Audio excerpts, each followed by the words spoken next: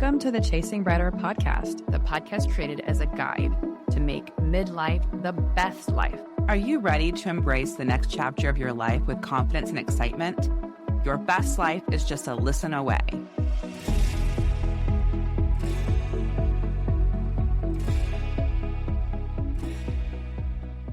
Welcome back. And today we are celebrating you. And we're reflecting on everything you've grown through in 2025. Big wins, small wins, micro wins, quiet wins. You know, we want to kind of take a look back at the year. This is not, did I do enough as you think about it? Just reviewing the year with compassion. What helped me grow? What did I learn? What lit me up? Like you're saying, not to judge yourself and question, I did the worst, what happened, but really, from a positive lens. So grab a notebook and we want to explore the bright list exercise. So this is an opportunity to write 3 different lists, okay? A list what I'm proud of, a list what I want to release, and a list what I want to expand. So, if we took a moment and you and I just listed 1 or 2 things on each of this, what is something that you're proud of? I am proud of, I took on a new challenge of my self-defense training. So I'm really proud of myself for that. Yeah. How about you? Oh, so we're talking physical too. That reminds me, right? Yeah. Starting challenging myself physically with Orange Theory, doing double classes. Yes. And I'm proud of investing time in my clinical practice and launching a podcast to support my career goals. Yeah, that's really awesome. What do you want to release?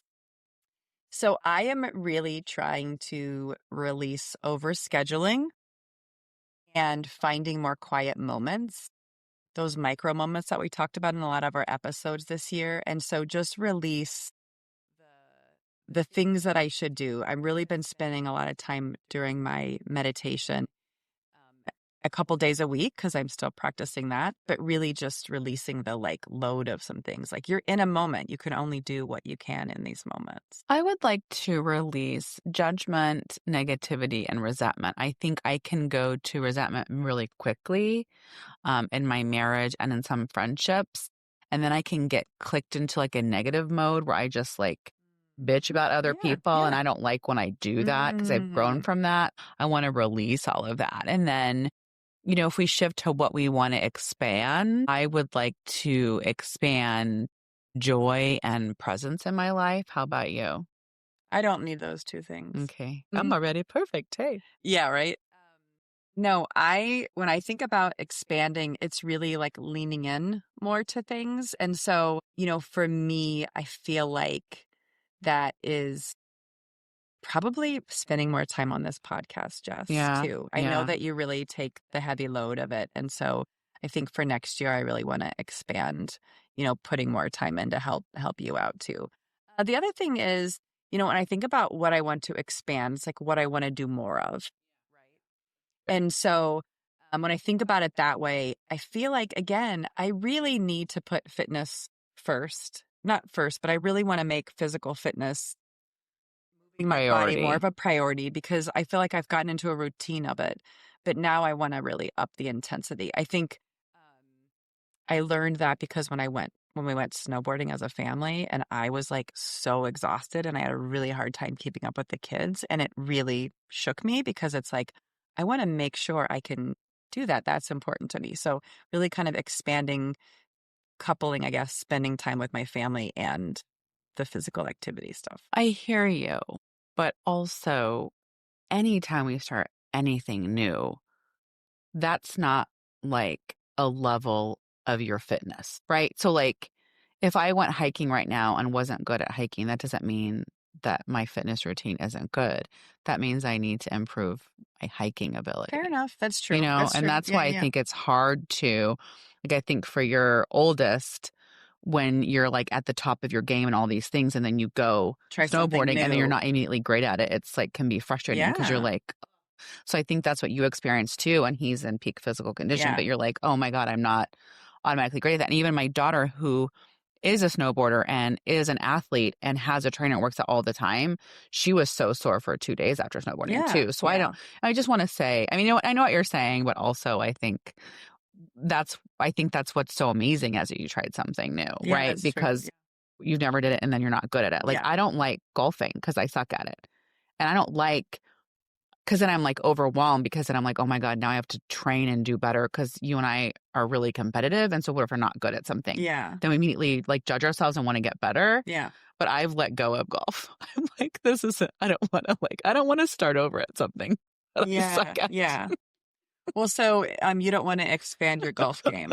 No, but there are things like, like when I think that's why I love weightlifting, because it's so easy to be like, oh, okay, now I can lift 20-pound dumbbells and I can lift 25, like it's a quicker progression, I guess even in terms of like emotional or like mental mindset for me, I really want to expand on.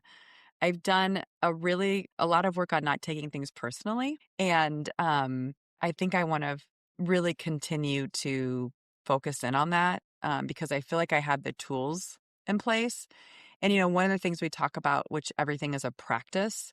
And I can't wait for some of my practices, like really working on it, taking these personally, become just human. I would say just like human nature, right? They just happen. It becomes Right. part of who you are. Right. And so, that's definitely something I want to be doing next year. Absolutely. So this conversation, I know we kind of got off track, but again, this is like, what do you want? What are you proud of? What do you want to release? And what do you want to expand? So let this be your foundation for 2026. No resolutions, just intentions. Yeah. Yeah. And so we couple this with some journal prompts of some things for you to think about. The first one is, what surprised you this year?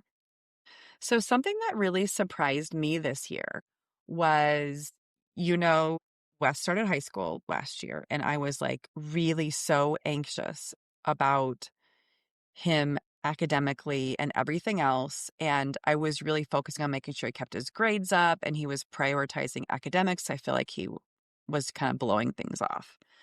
And it was exhausting for me. It is exhausting to, when you have a child who is struggling to be in that space. One of the things that really surprised me this year is my child matured and I haven't needed to do that. And what surprised me is I didn't know what to do with myself.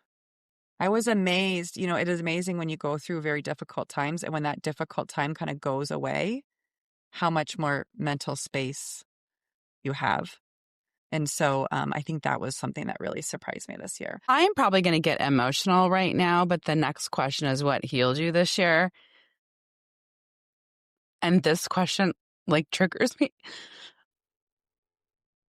I think when our friends hear this podcast, or people hear the podcast, it's like you and I have it all together, right? We're like giving tips and tools.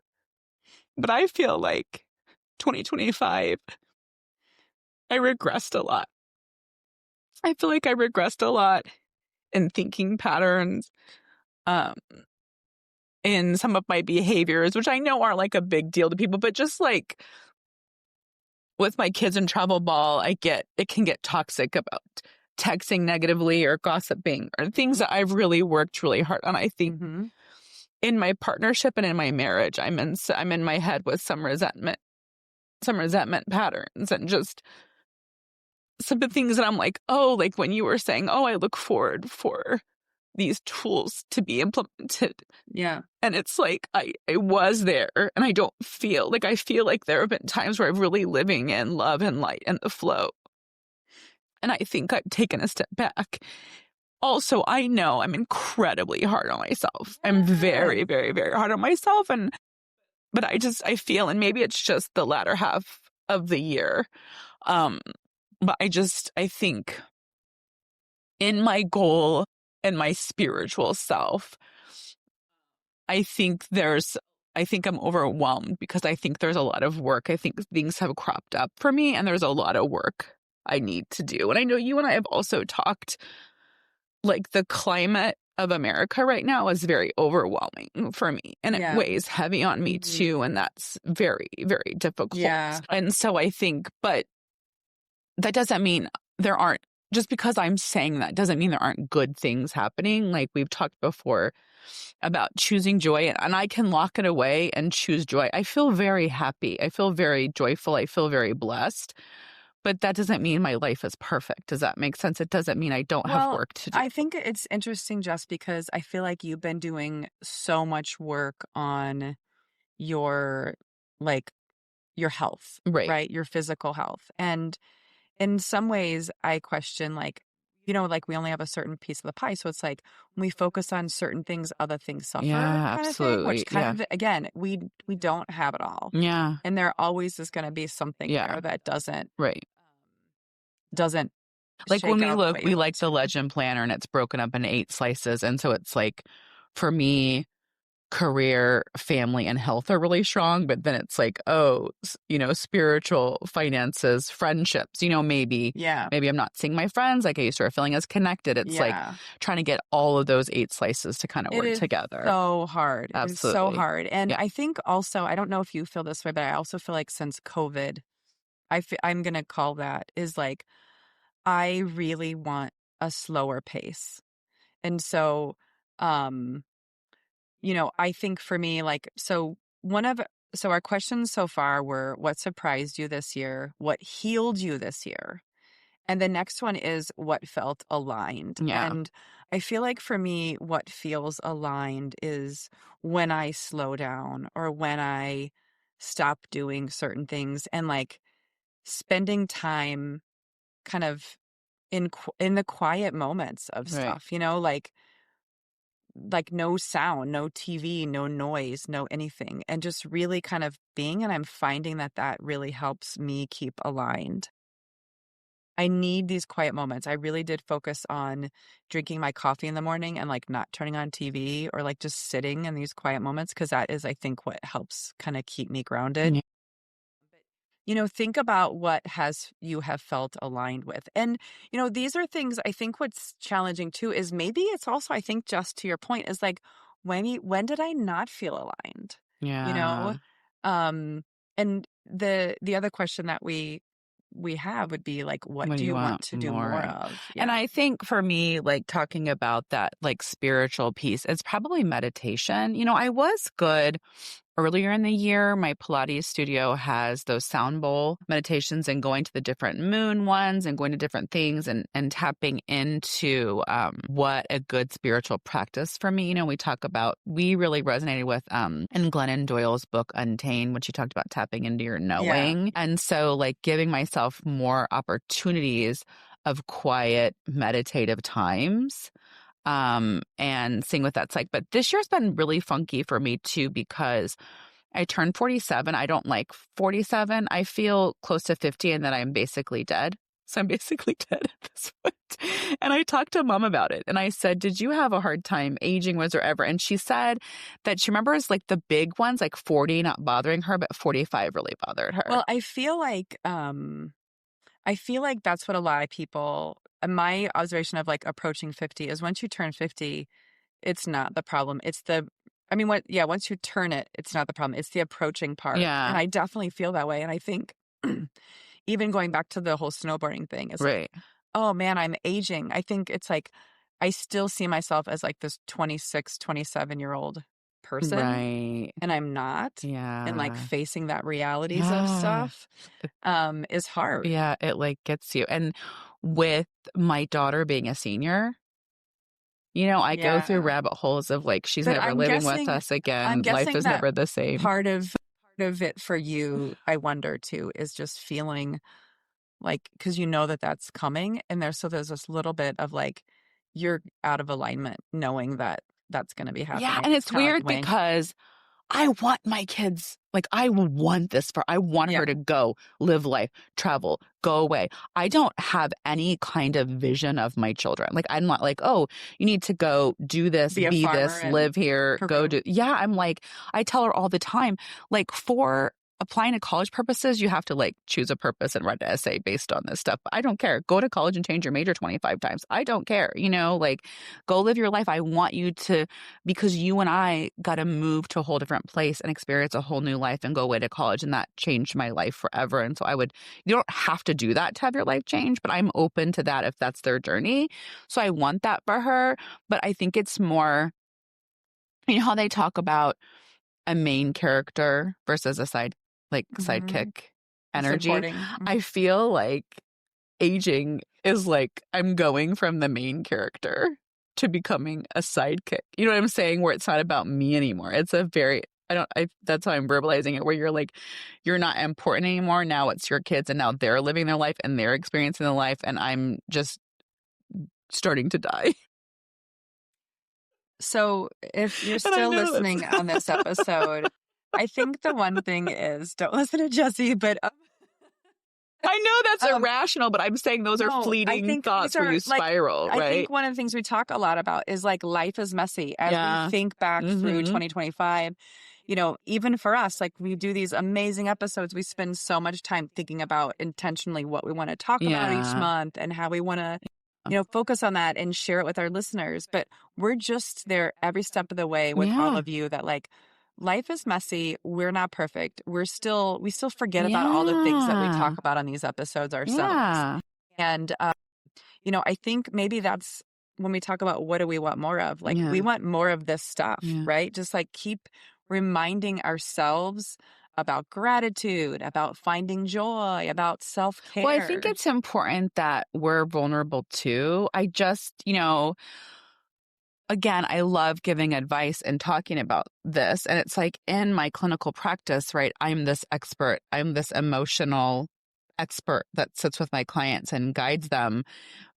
But I'm messed up too, right? I have problems too, and I have things I need to work on too. And I think when we share these episodes, again, I don't want it to be like, oh, listen to us. We're so, I want we're in the trenches with you too. And I think it's an opportunity. I don't think it's negative that I'm crying. I don't think it's negative that I have things I want to work on. I think this is like we've talked about before, like the difference between a growth mindset and a victim mindset is a victim mindset is why me? And you're sitting in it. And a growth mindset is what can I learn from this? Yeah. And so I don't think of this as negative. I'm like, oh my gosh, let me look at 2025 and what didn't feel good.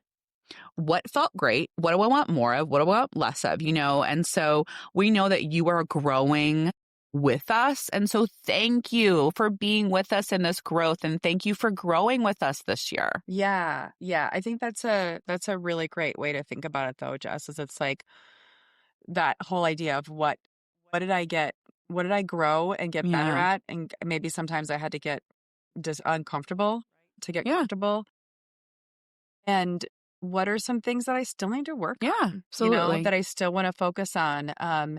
Even for me, my anxiety is, it's always there. And recognizing it is half the battle a lot of the time. Really in family moments, stressful moments, especially with family, even with work, I notice it creeps in too. And so I think for me, just continuing to take a step back from things. I actually had a really stressful work season, right? Especially toward the second half of the year. And I actually one day I just logged off everything and I spent an hour just relaxing and quiet.